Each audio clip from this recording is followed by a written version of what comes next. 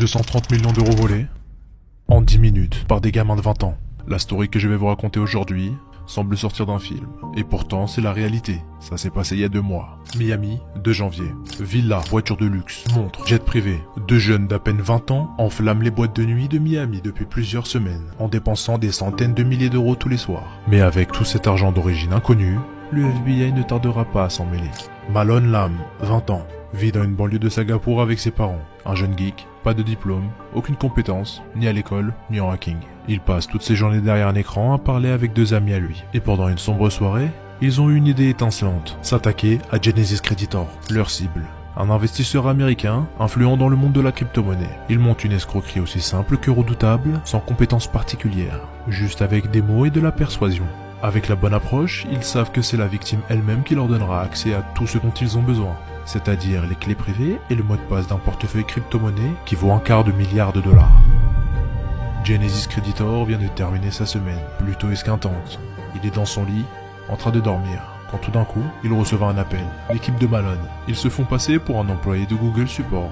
Avec un ton professionnel, il lui annonce une nouvelle inquiétante. Son compte Gmail a été compromis. Malone jouait parfaitement son rôle. La victime se laissera guider, ils resteront au téléphone avec lui pendant plusieurs minutes, lui demandant ses mots de passe et sa clé privée. L'homme stressé, après une longue semaine, leur a tout donné. Les codes, la clé. Les jeunes sont directement entrés dans le portefeuille crypto-monnaie. Ils se feront un virement de 4100 bitcoins, l'équivalent $250 millions. Voici leur réaction en direct.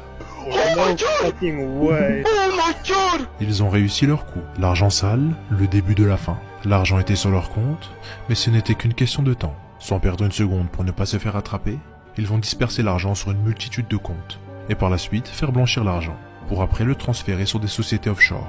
C'est bon, tout est légal. Ils ont des cartes bancaires, des sociétés, et ils sont multimillionnaires. Que ferait une personne normale? Elle profiterait jusqu'à la fin de sa vie dans la discrétion. Mais vous avez oublié un détail. Ils ont 20 ans. Villa à 10 000 € la nuit. Un balai de voitures de luxe incessant hurlant leur opulence. Des cadeaux somptueux distribués sans compter. Des sacs à main à $100 000, offerts comme des trophées. Des soirées décadentes où le champagne coule à flot. Ils se croyaient intouchables. Ils entendirent un bruit devant la porte de la villa. Le FBI vient de défoncer la porte avec un bélier. L'effet est immédiat. En quelques secondes, tout le monde était plaqué au sol. Les montres de luxe, les voitures de sport et les vêtements de créateurs, tout ça ne vaut plus rien. Maintenant, ils risquent la perpétuité. Si vous voulez voir la suite, abonnez-vous et mettez en commentaire partie 2.